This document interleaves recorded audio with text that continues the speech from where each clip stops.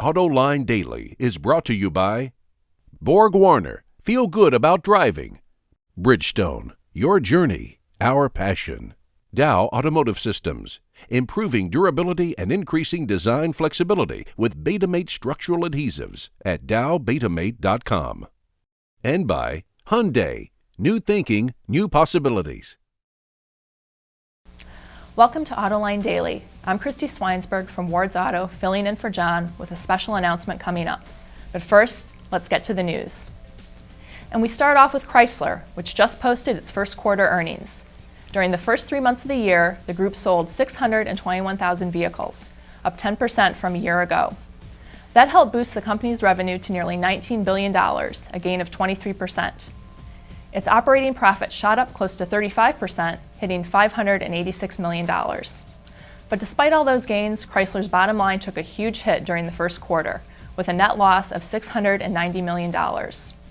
While it looks bad, Chrysler says the loss is due to payments to the union's VIVA healthcare fund and a memorandum of understanding it signed with the UAW to support the company's world-class manufacturing program.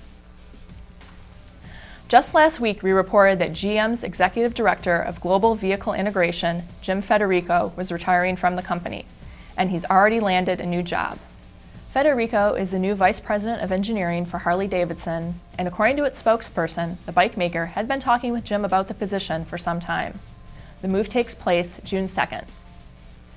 Tesla is shifting its focus over to the Chinese market, and the electric car maker is looking to win over its Shanghai customers' hearts through their pocketbooks.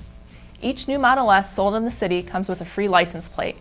Now, normally that might not sound like a great incentive, but plates can run upwards of $15,000 in Shanghai. The free license plate was originally for Chinese-made EVs only, but the government has made an exemption to allow Tesla and other automakers to sell 3,000 EVs with the free license plate. After that, the automaker will have to go back to the Shanghai government to ask for more. But if China is really dedicated to reducing pollution through tailpipe emissions, then I think it will award more plates. Automakers like Ford and GM are working on 10-speed transmissions, and now Volkswagen is getting into the mix. The new DSG unit will replace the current 6-speed DSG transmission, will be used in both transverse and longitudinal engine applications, and will be capable of handling almost 370 pound-feet of torque. No word yet on which vehicle will be the first to use the new transmission. Coming up next, a chat with the first BMW i3 owner in the United States. Dow Automotive Systems, driving solutions in automotive, commercial transportation, and aftermarket with innovative products like Betamate structural adhesives. Lighter, stronger, safer. dowbetamate.com. Earlier this month, BMW delivered the first electric i3 in the US. Here's John's interview with that customer to find out what he thinks of the car so far. I'm talking right now with Charlie Raby, the first owner of a BMW i3 in the American market. Charlie, I have to ask you, what's it like to be the first owner of an i3? Now, that's a great question. You know, it's a great privilege, and I've really enjoyed the event that was sponsored by BMW. So they made a big deal of it, so it's even that much better. Have you owned electric cars before, or is this your first? I have indeed. So I had the Active-E, which was the experimental predecessor to the i3. So this was a logical next step for me. Was it that drove you to get an i3? I mean, why not a Tesla Model S or a different electric car? It's a great question. I was looking for an electric car that was really designed from the ground up to be electric. And having an Active-E really meant that I had a BMW 1 Series that was basically stripped down and stuck with batteries in all the wrong places. And as such, it was a rather portly car and still a lot of fun to drive, but not really designed from the ground up. And yes, Tesla was definitely a candidate, but price and availability really didn't suit my needs. And I opted for a less expensive and very robust car, I must say. I'm very impressed so far. I've driven the i3 myself. I'm very impressed by the car. Do you mind me asking what you paid for it? My price, including all the options, was in the mid-40s. So I got a couple of the packages that were available, and I don't regret it. The car looks just so sharp, and it drives tremendously. Is this your only car, or can you live with an electric car in the range that it provides? No, it's a second car. And you raise a great point. So, from my perspective anyway, you've got to think about these cars as second cars or maybe your primary car, but you do need to buy another one.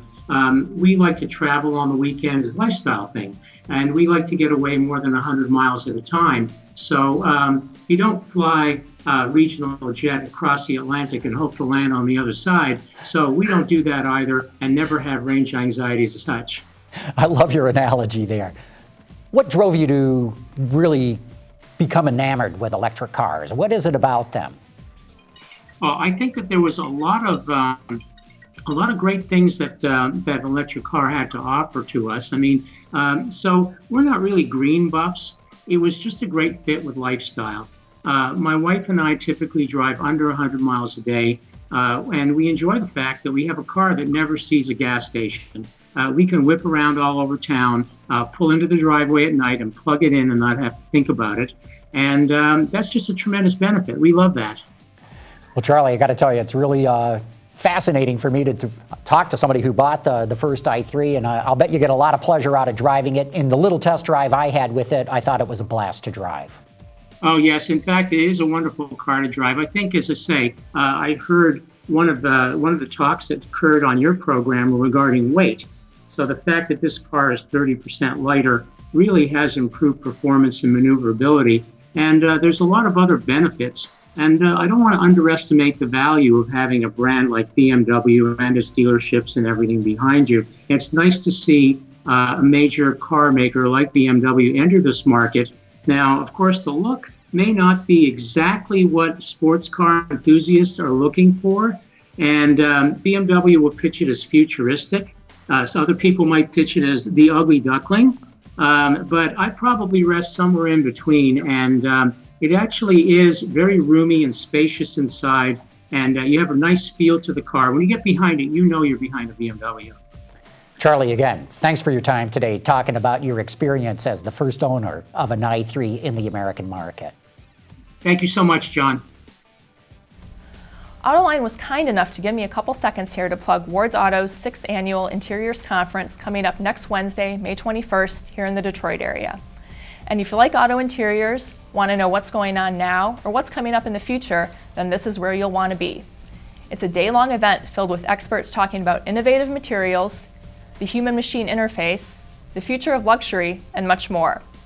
And when you're talking interiors, you can't have many better keynote speakers than General Motors design guru Ed Welburn and Chrysler's interior wizard Klaus Busse. All that, plus an opportunity to personally check out our Best Interiors Award winners like the Rolls-Royce Wraith, which will be on site. So if you'd like to join us, please go to autointeriors.com for any and all information. Again, that's Wednesday, May 21st for the 6th Annual Ward's Auto Interiors Conference. And that wraps up today's Autoline Daily. I'm Christy Swinesberg from Ward's Auto. Have a great day.